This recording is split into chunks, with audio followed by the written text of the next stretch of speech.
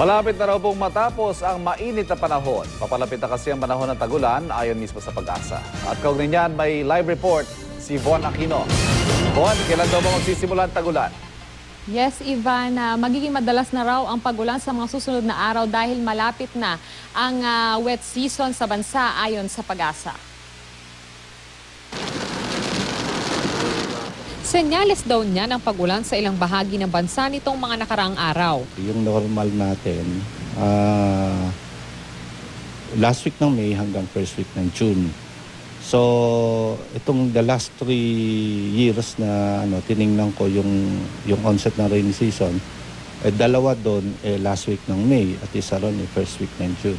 Pero para masabi nagsimula na talaga ang panahon ng tag-ulan, dapat daw magkaroon ng nasa kabuang 25 mm na tubig ulan ang 5 sa 8 synoptic station ng Pag-asa na nakapwesto sa mga probinsyang nasa kanlurang bahagi ng Luzon at Visayas. Kung hindi man kaagad-agad dumadating ang habagat, maybe kailangan ng isang bagyo para matrigger itong habagat.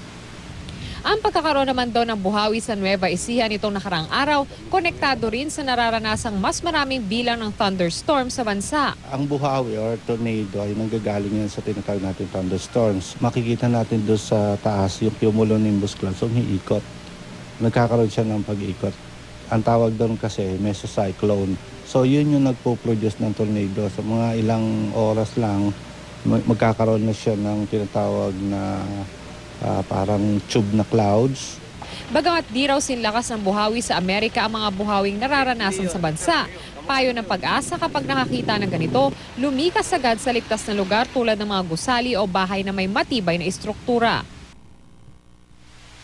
Ivan, at dahil malapit na nga ang pagpasok nitong rainy season ay asahan na yung madalas na pag-ulan noon, lalo na sa hapon o kaya sa gabi. Ivan?